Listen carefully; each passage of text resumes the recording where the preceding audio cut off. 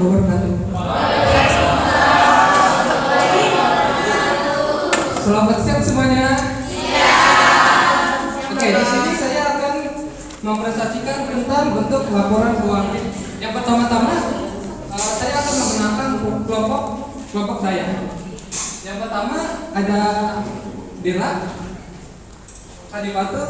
Yang kedua ada saya sendiri, Indra Sukmajanti. Yang ketiga ada Lydia, dan keempat ada Rosa.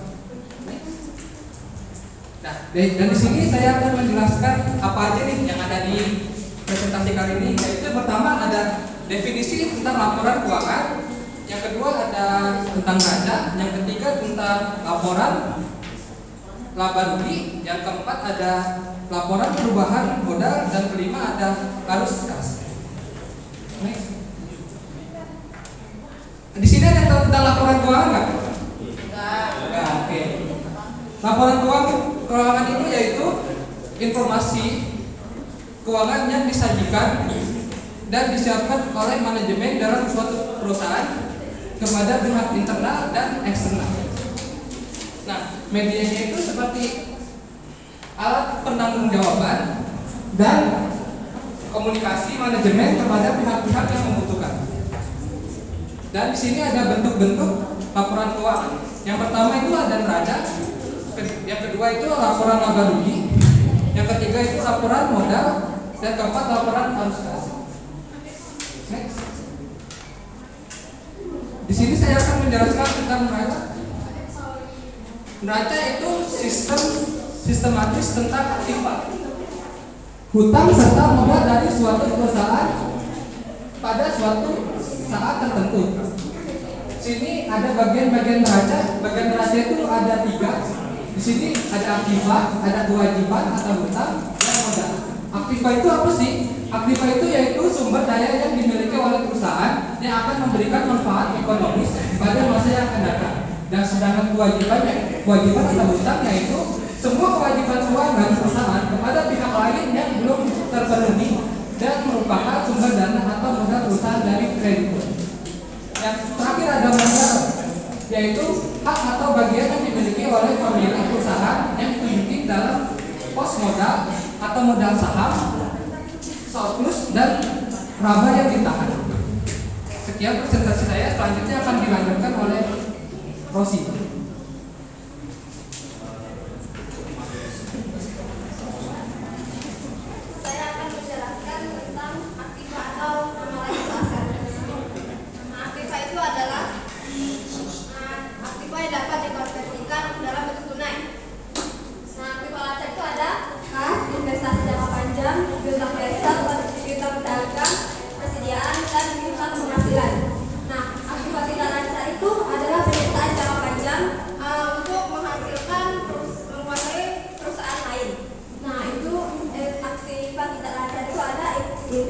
Investasi jangka panjang. Yang kedua itu aktiva tetap bermutu. Nah, aktiva tetap bermutu seperti tanah, bangunan, mesin, dan alat-alat kendaraan. Terus ada aktiva tetap tidak bermutu. Nah, aktiva tetap tidak bermutu seperti yang hak cipta, hak paten, Godwin, dan Prancis. Terus ada beban yang ditangguhkan dan aktiva lain-lain. Aktiva lain-lain itu kan seperti perusahaan yang pembangunan proses penyelesaiannya. Terus ada kewajiban. Kewajiban itu nama lainnya liabilities. Macam-macam hutang ada 2. Yang pertama hutang lancar atau jangka pendek. Itu kewajiban pembayaran itu jangkanya pendek atau 1 tahun sejak tanggal neraca. Nah, hutang lancar itu ada hutang dagang. Hutang dagang itu yang timbul karena adanya perdagangan secara kredit. Dan yang kedua hutang wesel. Hutang wesel itu hutang yang berjenis tertulis atau diatur oleh undang-undang. Terus hutang pajak. Hutang pajak itu hutang pajak kepada karyawan untuk disetorkan kepada kas negara. Terus biaya yang masih harus dibayar itu yang biaya-biaya yang terjadi namun belum melakukan pembayaran. Terus ada hutang jangka panjang segera ditempo itu hutang jangka panjang menjadi hutang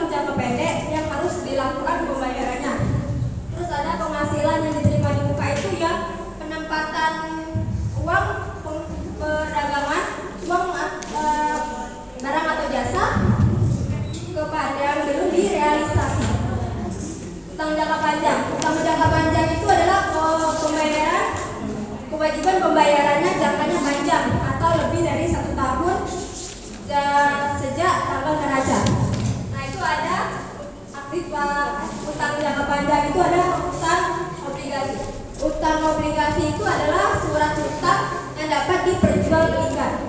Terus ada hutang hipotek. Hutang hipotek itu hutang yang timbul karena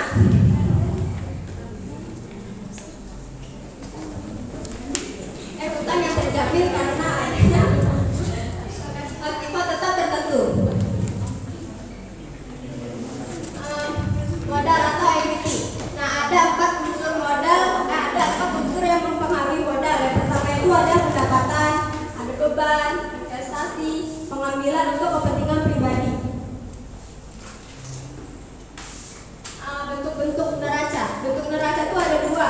Yang pertama ada bentuk skontro. Bentuk skontro itu penyusunan penempatannya itu aktiva pasiva menyamping. Aktiva di sini, pasiva di sini.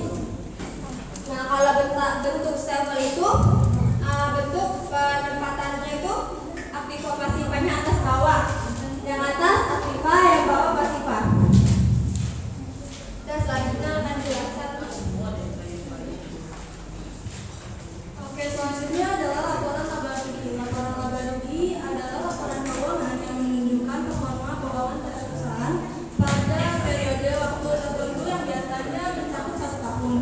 Lalu di sini ada isi laporan laba rugi. Yang pertama ada pendapatan atau penghasilan, yaitu pendapatan yang dihasilkan dari setiap penghasilan penjualan produk, barang atau jasa. Yang kedua ada biaya operasional. Biaya operasional adalah biaya yang dikeluarkan oleh perusahaan untuk kegiatan operasional sehari-harinya.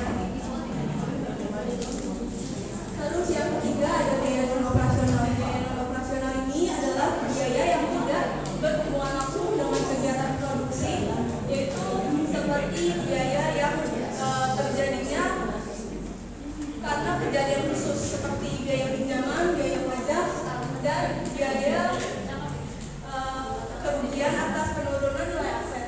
Yang keempat ada posisi laba dan atau rugi. Ini adalah angka yang menunjukkan seberapa baik atau seberapa buruk performa keuangan pada laporan keuangan perusahaan. Hal ini dapat dihitung dengan mengurangi total beban dari total pendapatan.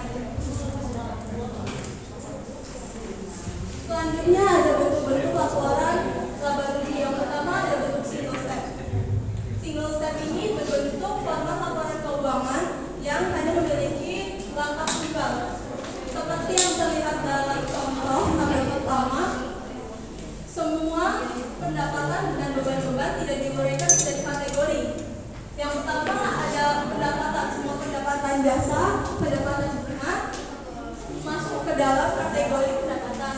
Lalu yang beban-beban dari beban sewa, beban gaji, beban asuransi, beban listrik masuk ke kategori beban-beban. Lalu laba bersih dihasilkan dari mengurangi total beban-beban dengan total pendapatan, dan laba bersih ini akan menjadi total akhir atau nilai akhir dari bentuk single step. Lalu yang kedua ada bentuk multiple step. Berbeda dengan bentuk single step, multiple step ini menguraikan kategorinya menjadi lebih rinci dan kompleks.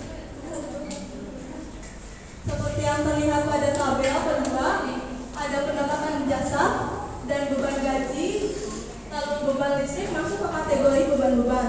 Lalu pendapatan bunga masuk kepada kategori pendapatan di luar usaha, dan beban bunga masuk kepada beban-beban di luar usaha.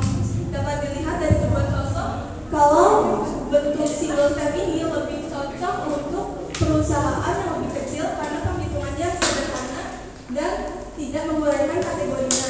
Lalu bentuk multiple step mungkin lebih cocok untuk perusahaan yang lebih besar karena kategorinya diuraikan sehingga dapat memberikan informasi yang lebih rinci dan mendetail untuk perusahaan.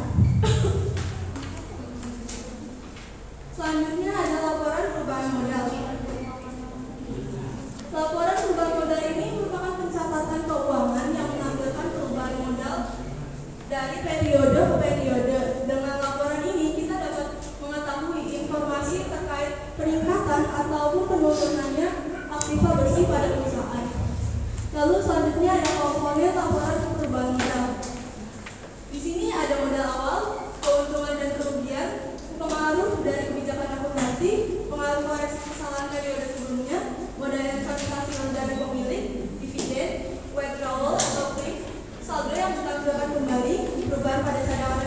operasi dan modal akhir. Lalu selanjutnya ada bentuk laporan perubahan modal. Laporan perubahan modal biasanya berbentuk sederhana. Seperti pada contoh tabel di sini, modal awal dihitung dengan menambahkan laba bersih, lalu dikurangi dengan kerugian lainnya, laba ditahan, dan efek koreksi. Hasil dari modal akhir akan menjadi ekuitas pemilik pada periode akhir. Lalu selanjutnya akan dilanjutkan oleh Bella. Lalu selanjutnya ada bentuk laporan keuangan dan transaksi, yaitu laporan arus kas. Laporan arus kas merupakan laporan yang memperlihatkan secara rinci arus kas yang masuk atau penerimaan, kas yang keluar atau biasanya disebut pengeluaran dari suatu perusahaan. Nah, pembuatan laporan arus kas ini mempunyai tujuan yaitu untuk menyajikan informasi mengenai penerimaan dan pengeluaran kas perusahaan selama periode akuntansi. Nah, dalam laporan arus kas itu ada 3 komponen utama atau aktivitas penting yang harus disampaikan, yaitu ada aktivitas operasi, aktivitas investasi, sama aktivitas pendanaan. Yang pertama ada aktivitas operasi. Aktivitas operasi merupakan aktivitas operasi ini berkaitan dengan kegiatan operasional perusahaan selama periode tertentu. Contohnya itu ada pembelian karyawan, penjualan barang dan jasa dari pelanggan, pembelian persediaan atau perlengkapan yang umurnya diperkirakan kurang dari setahun, serta pembayaran utang dan beban operasional lainnya. Yang kedua ada aktivitas investasi. Itu berkaitan dengan penerimaan atau pengeluaran dana yang berhubungan dengan penjualan atau pembelian aset barang. Aktivitas investasi ini bisa juga dibilang sebagai aktivitas yang masuk dan aktivitas keluar yang berkaitan dengan kegiatan investasi perusahaan. Contohnya itu ada pembelian atau penjualan aset tetap atau investasi jangka panjang lainnya. Yang ketiga ada aktivitas pendanaan. Aktivitas pendanaan ini berasal dari transaksi pendanaan perusahaan yang berupa penambahan ataupun pengurangan modal dalam suatu periode tertentu. Contohnya itu ada penjualan surat berharga, ekuitas perusahaan yang berupa saham. Terus ada pembayaran utang perusahaan jangka panjang. Nah, dalam pembuatan laporan arus kas itu ada 2 metode yang bisa digunakan, yaitu metode langsung sama metode tidak langsung. Yang pertama itu ada metode langsung. Itu penyusunannya berdasarkan buku kas atau bank. Nah, ini bisa dilihat contohnya dari penjelasan yang sudah dijelaskan sebelumnya. Dalam laporan arus kas ini ada 3 komponen yang harus dicantumkan, yaitu ada kegiatan operasi, kegiatan investasi, sama kegiatan pendanaan. Nah, yang kedua ada metode tidak langsung. Metode tidak langsung itu dibuat berdasarkan laporan laba rugi dan neraca keuangan perusahaan. Nah, dari kedua metode ini itu ada beberapa perbedaan. Yang pertama itu terletak pada bagian kegiatan operasi, kegiatan investasi, sama kegiatan pendanaan. Nah, pada metode langsung itu ada beberapa perhitungan yang dikeluarkan, yaitu ada keuntungan dan kerugian, beban biaya amortisasi, biaya penyusunan, yaitu dan kerja serta utang. Nah, item-item tersebut itu dijalankan dari bagian operasinya. Seperti yang dilihat di pada metode tidak langsung bagian operasi, itu kan dicantumin ya keuntungan, beban amortisasi, sama beban depresiasi. Sedangkan kalau di bagian metode langsung itu enggak ada. Ya, pemaparan materi dari kelompok 1 mengenai bentuk-bentuk laporan keuangan. Ada yang ingin tanya? Kenalkan, nama saya Safila Janat dari kelompok 5. Pertanyaannya adalah bagaimana perusahaan dapat mengatasi tantangan dalam menyusun laporan keuangan secara akurat dan relevan. Terus tantangannya biasanya apa aja dalam menyusun laporan keuangan? Terima kasih. Bagaimana jika perusahaan tidak membuat laporan arus kas, apakah akan berdampak pada laporan keuangan yang lain? Menurut kelompok kalian, bagaimana laporan keuangan membantu pihak-pihak eksternal seperti investor atau kreditur dalam mengukur kinerja keuangan perusahaan? Baik, terima kasih atas pertanyaan-pertanyaan. Kami akan mendiskusikan dulu bersama tim kami. Baik, saya di sini akan menjawab beberapa pertanyaan dari kelompok 6, yaitu dari pemenang. Pertanyaan kan tadi, bagaimana jika perusahaan tidak membuat laporan arus kas? Apakah akan berdampak pada laporan keuangan yang lain? Nah, jika perusahaan tidak membuat laporan arus kas,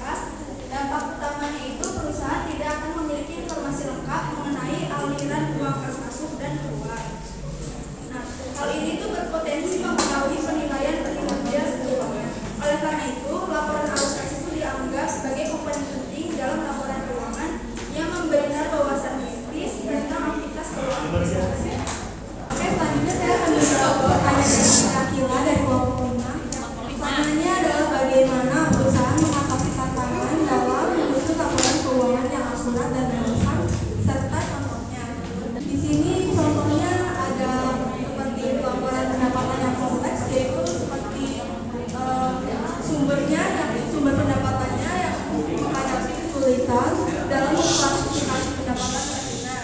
Atau ada juga contoh lain seperti perubahan regulasi, yaitu perubahan dalam peraturan akuntansi atau peraturan pajak.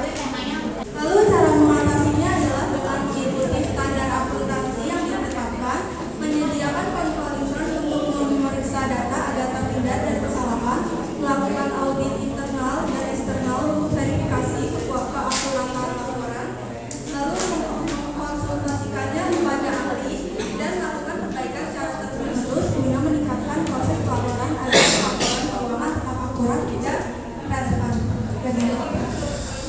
Sudah. Saya akan menjawab pertanyaan dari Okta Vina. Bagaimana laporan keuangan membantu pihak-pihak eksternal seperti investor atau kreditur dalam mengukur kinerja keuangan perusahaan? Yaitu dengan adanya laporan, mereka dapat mengevaluasi pendapat laba bersih, aset, kewajiban, serta aliran kas perusahaan. Ini membantu dalam menilai profitabilitas, likuiditas, dan stabilitas keuangan perusahaan dengan informasi. Pihak eksternal dapat membuat keputusan investasi yang cerdas, memahami risiko keuangan yang mungkin terkait dengan perusahaan, dan menilai kemampuan perusahaan untuk membayar uang atau memberikan pengembalian investasi. Nah, saya Resna Muhammad Rohman, perwakilan dari kelompok 11. Dalam kasus perusahaan multinasional, bagaimana perusahaan mengelola risiko mata uang asing dan bagaimana perubahan nilai tukar mata uang asing tercermin dalam laporan keuangan. Ya, satu dulu. Maka ada berdasarkan penelitian dan implikasi dari perubahan dalam nilai wajar, aset dan kewajiban yang tercermin dalam laporan keuangan. Kenalkan, nama saya Kaliko Maulana, saya dari kelompok 5. Saya ingin bertanya berkaitan dengan modal beban perusahaan. Apa yang harus dilakukan perusahaan apabila modal beban tersebut tidak dapat terpenuhi dengan baik? Terima kasih. Baik, bagi kelompok 1 waktu sebentar ya untuk memikirkan jawaban dari pertanyaan-pertanyaan yang boleh ditanyakan. Terima kasih atas pertanyaan untuk sesi 2. Di sini saya akan menjawab pertanyaan Resna tentang dalam kasus perusahaan multinasional, bagaimana perusahaan mengelola risiko mata uang asing dan bagaimana perusahaan nilai tukar mata uang asing tercermin dalam laporan keuangan. Kalau perusahaan multinasional asing itu kayak lebih mengelola risiko mata uang menjadi kayak lebih krisis gitu. Mata uang itu tercermin dari kayak kontrak berjangka. Kontrak berjangka itu kayak adanya hubungan antar perusahaan itu kayak biar menguji kursnya itu. Yang kedua itu ada opsi mata uang, yaitu perusahaan dapat menggunakan opsi mata uang untuk memberi mereka hak tanpa kewajiban untuk menjual mata uang asing kepada tingkat tertentu. Yang ketiga ada hiding alami, yaitu perusahaan dapat mencoba untuk mengimbangi eksposur mata uang asing mereka. Itu kan tadi katanya kan antara mata uang, misalnya mata uang dolar nih ya, rupiah. Nah itu cara mereka gimana nih? Penukaran itu? Sekarang kan zaman kan udah ada canggih tuh kan, kayak bisa via visa kan bisa. Enggak, sedangkan kan di perusahaan di luar itu yang ataupun multinasional itu kan bekerja sama di Indonesia. Nah, itu kan ada perbedaan antara mata uang tersebut kan.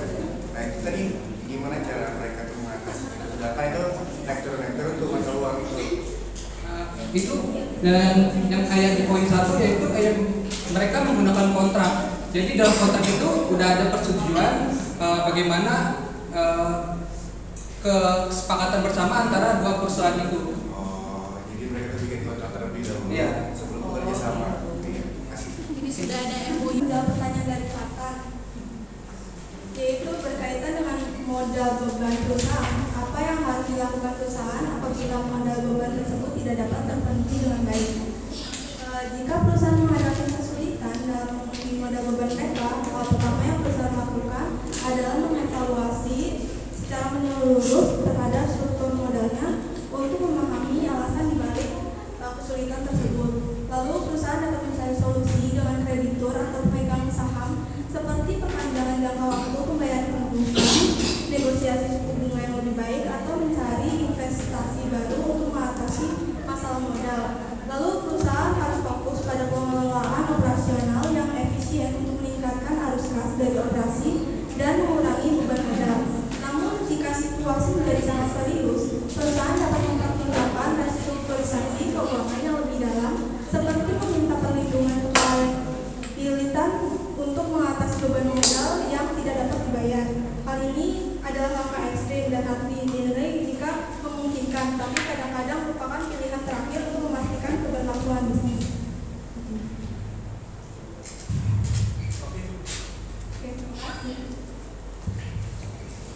Baik, saya akan menjawab pertanyaan dari Al-Zahra.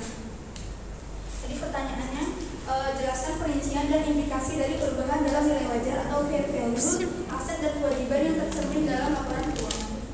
Perubahan dalam nilai wajar atau fair value itu aset dan kewajiban tercermin dalam laporan keuangan itu dengan mempengaruhi laba rugi, neraca, arus kas dan arus kas perusahaan. Hal ini itu mencerminkan perbedaan antara nilai saat ini dengan nilai sebelumnya. Implikasinya itu bisa berupa keuntungan atau kerugian, mempengaruhi ekuitas pemegang saham dan bergantung pada jenis aset atau kewajiban yang terpengaruh serta penyebab perubahan nilai wajar seperti fluktuasi pasar. Baik, sekian presentasi dari kelompok 1. Kurang lebihnya kami mohon maaf. Wassalamualaikum